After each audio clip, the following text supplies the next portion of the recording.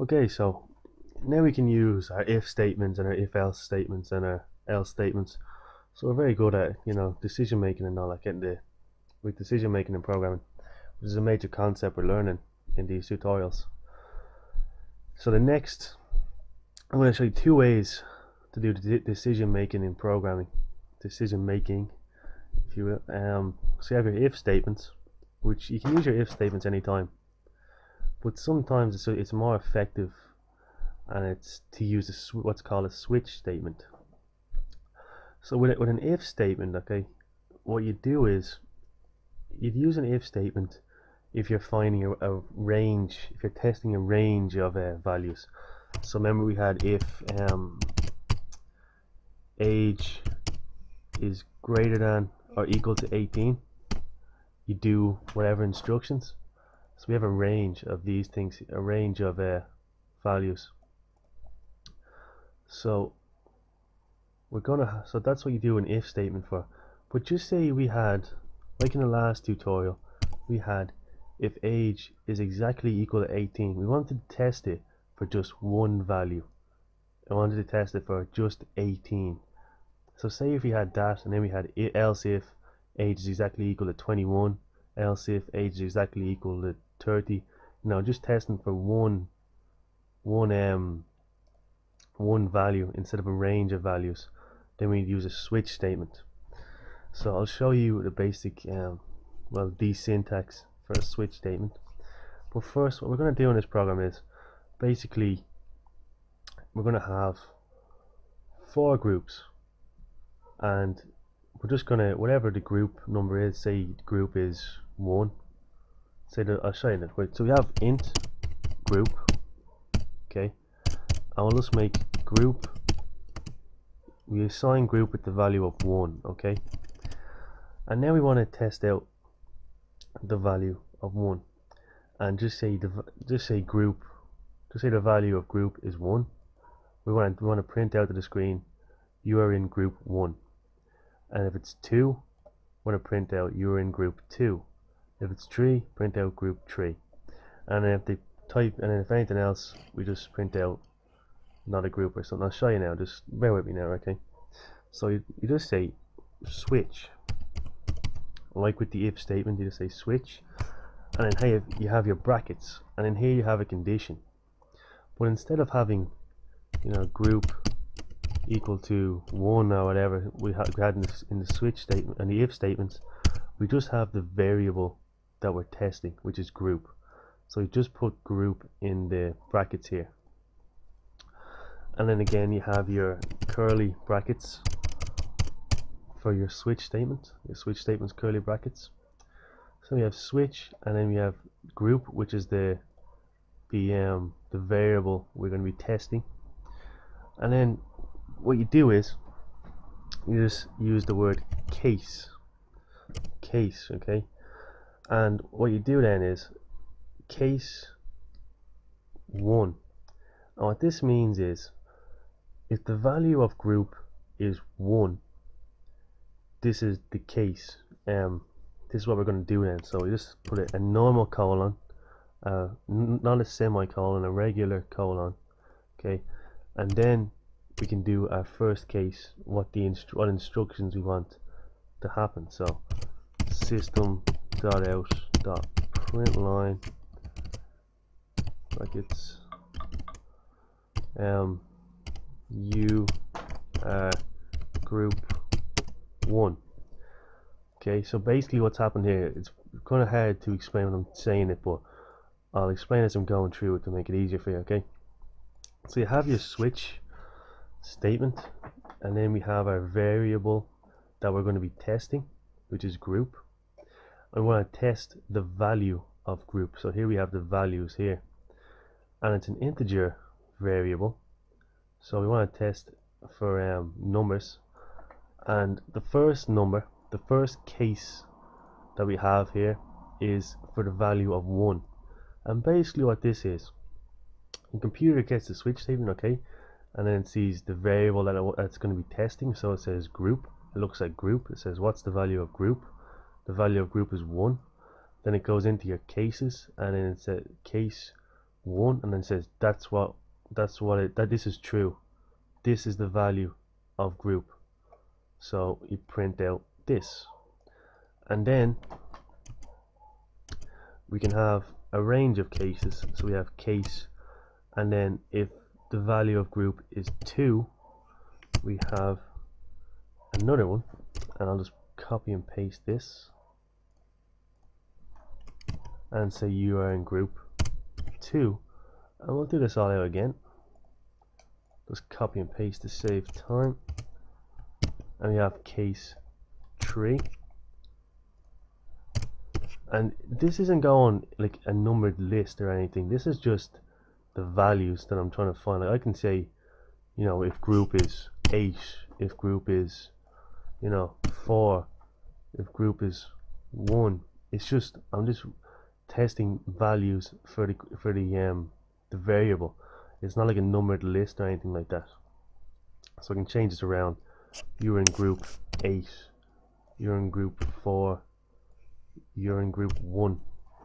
Okay, and then, so like with the if statement, we had an else statement, which is basically if you don't find any of these to be true, you just give it something to do, like for any other values.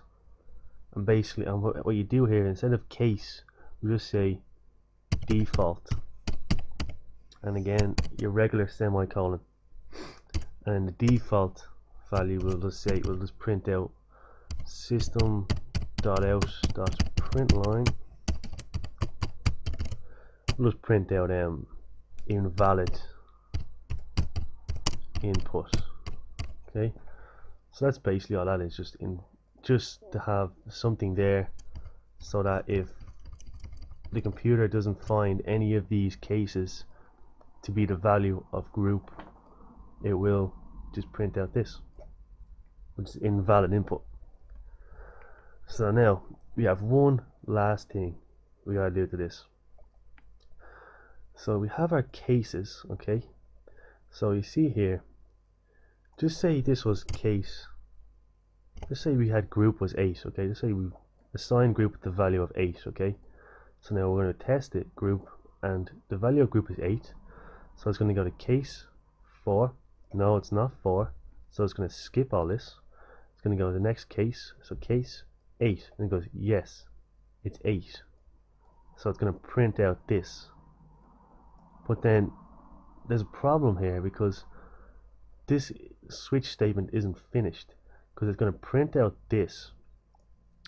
But remember, with the if statement we had curly brackets that stopped it. The curly brackets stopped our thing, so it went to case 4, and then I'll say what the messing this up.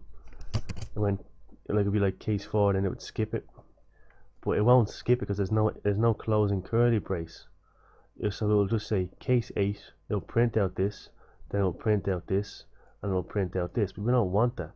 So what we do is, as soon as we don't have an empty closing curly brace for the switch statement, what we use is called a break.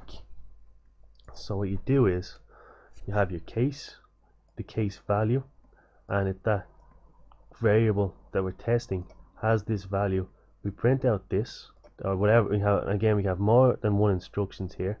We have a range of instructions. We can even have an if statement in here, as you know, and like that kind of thing, like nested if statements, and even another switch statement probably too, if you wanted to. So what you do is, you just put break, and then it's just break and semicolon. So what it does now is, I can put break and semicolon after each case. Break, semicolon, break, semicolon. But we don't need one after default, because there's a closing curly brace. The switch opening curly brace and the switch closing curly brace. So that there's never anything. Default is always last. It's always the last thing you have in your switch statement. So it will, if just say it was default, it would print out this, and then the closing curly brace would be enough to finish the switch statement. So we don't need a break down here.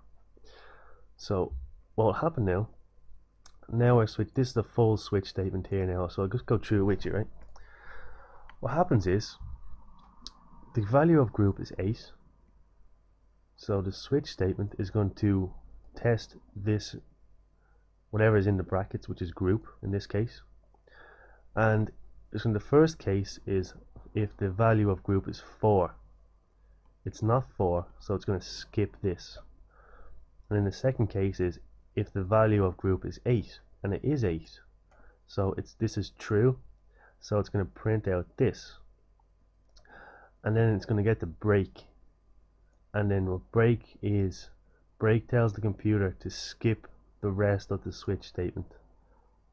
So if break wasn't there, it would just continue through and it would just print out all these statements, and then it would finish.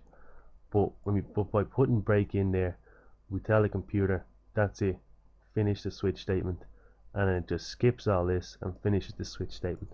Likewise, if the value of group was 1 up here, it would go to this, it's not 4, skip this, go to this case, it's not 8, skip this, go to the case here, 1, it is 1, that's true, so it print out this, and then it'll come to break, and then that will tell the computer to skip the rest of the switch statement. So I'll just compile and run this. I'm going to show you what it says. So if the value of group here is 1, then what happens is it prints out you are group 1, because it goes down, it tests this case. 4 is 4 the value of group? No, so it skips this. Case 8 is 8 the value of group? No, so it skips this. And then case 1 is 1 the value of group? Yes, so print out what's in this case after the semicolon, which is system.out.println you are in group 1, you're in group 1. Then it comes to the break statement, which just means skip the rest, so it skips this. So I'll show you, if I take out this break statement, right, it should print this as well. So I'll watch this, take out that and run this. Yeah, there you go. So if I take out the break statement here, it'll print out this, and then it will also print out this, as you can see there. So that's why I got to put a break statement here, and that's our switch statement. So that's our 2 ways of decision making in Java.